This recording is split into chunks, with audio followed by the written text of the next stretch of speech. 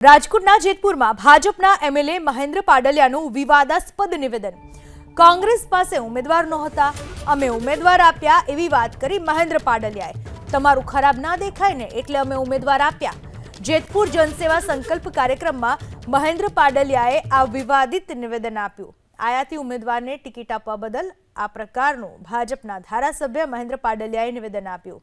રાજકોટના જેતપુરમાં આ નિવેદન આપ્યું અને તેમણે કહ્યું કે કોંગ્રેસ પાસે એક ઉમેદવાર નહોતા અને એટલા માટેનું ખરાબ ના લાગે ને એટલા માટે અમે ઉમેદવાર આપ્યા। આ પ્રકારના મહેન્દ્ર પાડલિયાના નિવેદનથી વિવાદ ઊભો થયો છે। તાલુકા પંચાયત, ઘણી જિલ્લા પંચાયતની બેઠકો એવું છે, કેટલીક કોર્પોરેશનની બેઠક એવું છે, નગરપાલિકાની બેઠકો પણ એવી છે કે જ્યાં કોંગ્રેસના ફોર્મ ભરવા માટે કોઈ ઉમેદવાર જ નહોતા।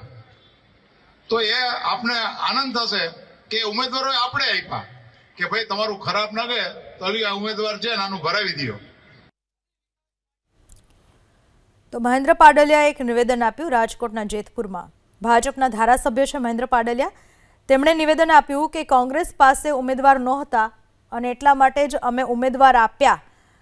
તમારું ખરાબ ન દેખાય ને એટલા માટે અમે એટલો ઉપકાર કર્યો કે તમને ઉમેદવાર આપ્યા કે જેથી કરીને તમે એમને ટિકિટ આપી શકો અને તેઓ ચૂંટણી લડી શકે। આ વિશે વધુ વાત કરવા આપણી સાથે ફોન લાઈન પર લલિતભાઈ વસોયા જોડાઈ ચૂક્યા છે। લલિતભાઈ, મહેન્દ્રભાઈ પાડલિયાએ જે નિવેદન આપ્યું છે, આપ આ નિવેદનને કઈ રીતે મૂલવશો? મહેન્દ્રભાઈ પાડલિયાની મારે બીજી ટીકા એટલા માટે નથી કરવી કે મહેન્દ્રભાઈ પાડલિયા માનસિક રીતે અસ્વસ્થ છે। આ ધોરાજી ઉપલેટાની જનતા જાણે છે।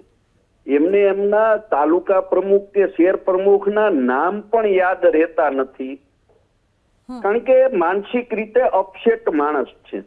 અને ત્યાં એમને જે નિવેદન કર્યું કે કોંગ્રેસ પાર્ટીને એની આબરૂ ન જાય એટલા માટે અમે ઉમેદવાર આપ્યા, તો મારે મહેન્દ્રભાઈને યાદ કરાવવું છે અને ભારતીય જનતા પાર્ટીને યાદ કરાવવું છે કે ગત નગરપાલિકાની ચૂંટણીમાં ધોરાજીમાં મેં અગાઉ પણ ચેલેન્જ મારી હતી કે ભારતીય જનતા પાર્ટી પૂરતા ઉમેદવાર નહીં રાખી શકે અને ભારતીય જનતા પાર્ટીએ પૂરતા ઉમેદવારો રાખ્યા પણ નહોતા, એનાથી ઉમેદવારો મળ્યા પણ નહોતા। ત્યારે કોંગ્રેસને ઉમેદવાર આપવા અને કોંગ્રેસની બળાઈની વાત છે। હા, ભારતીય જનતા પાર્ટીએ આમ આદમી પાર્ટીને ધોરાજીના ઉપલેટામાં ઉમેદવાર આપ્યા છે, કારણ કે આમ આદમી પાર્ટીના જે ઉમેદવારો છે ક્યાંક ને ક્યાંક ભારતીય જનતા પાર્ટી સાથે સંકળાયેલા છે। આમ આદમી પાર્ટીમાંથી લડાવી અને મત તોડવા માટેના એ ભારતીય જનતા પાર્ટીના પ્રયત્ન છે। એટલે મહેન્દ્રભાઈ કોંગ્રેસનું બોલી ગયા, પણ એને બોલવાની જરૂર હતી આમ આદમી પાર્ટીને અમે ઉમેદવારો આપ્યા છે।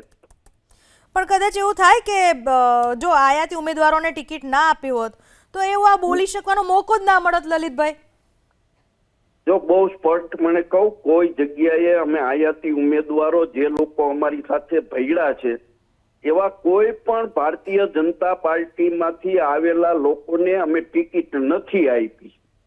જે કોંગ્રેસ પાર્ટીના મારું 4 દિવસ પહેલાનું પણ નિવેદન છે કે કોઈ પણ બહારની વ્યક્તિ પાર્ટીની અંદર પ્રવેશ કરવો હોય તો વિના શરતે પ્રવેશ કરે, અમે કોઈને ટિકિટ આપવાના નથી અને અમે ટિકિટ આપી પણ નથી। જે લોકો પાર્ટીના સનિષ્ઠ, વફાદાર, નિષ્ઠાવાન કાર્યકર્તા છે, તો પછી ઉમેદવાર આપવાની જે વાત કરે છે કે અમે આપ્યા એટલા ખરાબ ન લાગે, આબરૂ ના જાય એટલે અમારે આપવા પડ્યા, ખરેખર ભારતીય જનતા પાર્ટીએ એના પ્રદેશ પ્રમુખે અને એના જે પાર્ટીના હોદ્દેદારો છે એને ખરેખર વિચારવું જોઈએ। તો મહેન્દ્રભાઈએ ભારતીય જનતા પાર્ટીએ ગદ્દારી કરી, કારણ કે નકર તો ભારતીય જનતા પાર્ટીની સીટ બિનહરીફ થઈ જાય ને અમને ઉમેદવાર નો આપ્યા હોય તો। ખરેખર ભારતીય જનતા પાર્ટીમાં તાકાત હોય તો મહેન્દ્ર પાડલિયાનો ખુલાસો પૂછવો પડે કે તમે કેમ કોંગ્રેસના ઉમેદવાર આપ્યા। મહેન્દ્રભાઈ ઉપર પગલા લીએ પાર્ટી, કારણ કે બીજી પાર્ટીને મદદ કરવી એ પાર્ટી એની ગદ્દારી છે। મહેન્દ્રભાઈ ભારતીય જનતા એનું નિવેદન ભારતીય જનતા પાર્ટી સાચું ગણતી હોય તો ખરેખર એને પગલા લેવા પડે, કારણ કે મહેન્દ્રભાઈ ભારતીય જનતા પાર્ટીએ ગદ્દારી કરી છે, એ બહુ સ્પષ્ટ વાત છે। બરાબર। લલિતભાઈ, આભાર આપનો અમારી સાથે વાત કરવા બદલ। તો જે આખી ઘટના બની, મહેન્દ્રભાઈ પાડલિયાનું નિવેદન વિવાદાસ્પદ આવ્યું, બાદમાં લલિત વસોયાનું કહેવું એવું છે કે તેઓ માનસિક રીતે અસ્વસ્થ છે।